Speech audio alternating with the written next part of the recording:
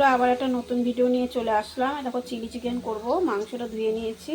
আর দেখো কি কি মশলা দিয়ে করি। এই দেখো এখানে রসুন নিয়েছি, গোলমরিচ নিয়েছি, কাঁচা লঙ্কা, আদা, টমেটো। এটা পেস্ট করে নেব। পেস্ট করে নেব।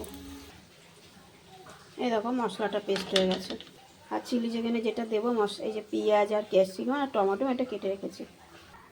এই দেখো বন্ধুরা কি কি দিচ্ছি। এই দেখো একটুখানি শুকনো লঙ্কার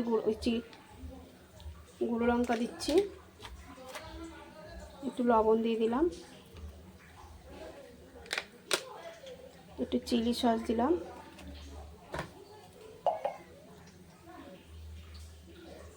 একটুখানি সোয়া সস দিয়ে দিলাম। আর এই দেখো সব কিছু পেস্টটা দিয়ে দিলাম। অনেকটাই তো, একটু বেশিই লাগবে।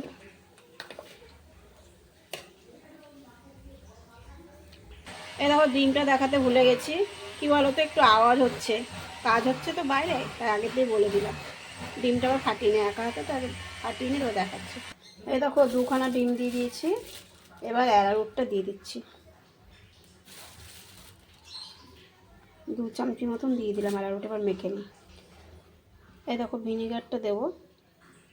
ভিনিগারটা দেখাতে ভুলে গেছি। এই যে 1 চামচি মতন ভিনিগার দিয়ে দিলাম। এবার মেখে, এই দেখো এটা মাখানো হয়ে গেছে। এটা আবার ঢেকে রাখবো আধা ঘন্টার মতন, তারপরে ভাজবো। এই দেখো কড়াই বসিয়ে দিয়েছি। এবার তেল দিয়ে দেবো। কড়াই গরম হয়ে গেছে।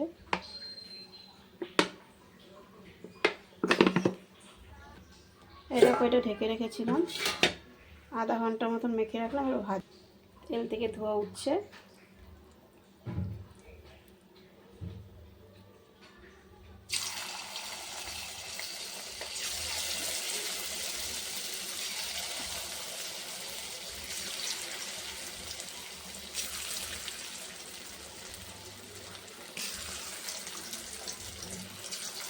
এটা দিয়ে নিই, তারপর দেখাচ্ছি।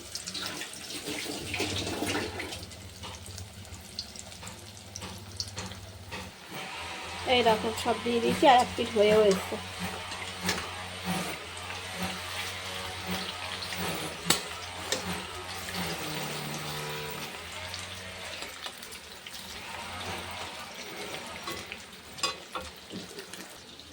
এই দেখো এটা ভাজা হয়ে গেছে। এবার উঠিয়ে নেবো, তারপরে বাদ বাকিগুলো ভেজে নিই, তারপর দেখাচ্ছি।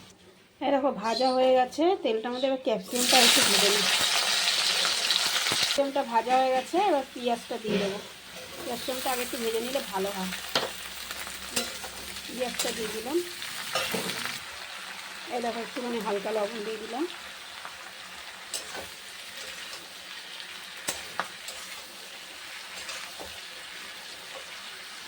দেখো নুনটা দেওয়াতে কতটা নরম হয়ে গেছে।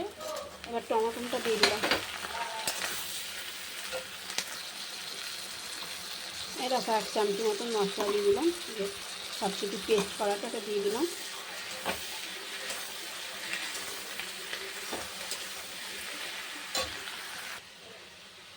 এই দেখো সসগুলো নিচ্ছি। চিলি সসটা নিয়ে নিলাম।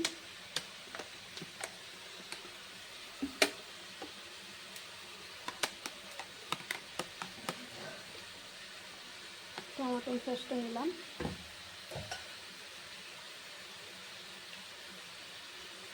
একটুখানি সোয়া সস নিলাম। অনেকটা তো, ওই জন্য সসটা একটু বেশিই লাগবে। এবার এটা মিক্সে দিয়ে নিই। এই দেখো এটা ফেটানো হয়ে গেছে। মশলাটা কষানো হয়ে গেছে। এবার এই সসটা দিয়ে দিলাম। সসটা একটু যতটা বেশি দেওয়া ততটাই ভালো হবে। এবার একটু নাড়াচাড়া করে নিই। এই দেখো ওটা একটু কষিয়ে নিলাম। এবার জল দিয়ে দেবো।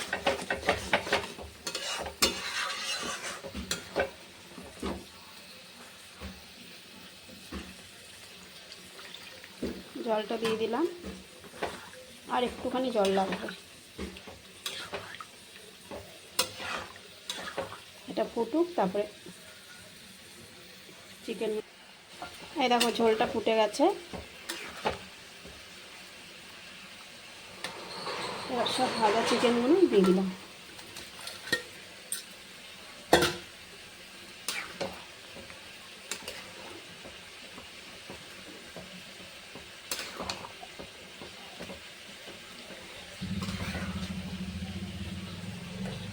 এটা ফুটে যাক, তারপরে দেখাচ্ছি। এই দেখো একটুখানি লবণ লাগবে, একটু লবণ দিয়ে দিলাম। এই দেখো হয়ে গেছে, পুরো টেনে গেছে, একটুখানি রাখবো, মাংস আছে তো আবার টেনে যাবে। দেখেছো হয়ে গেছে।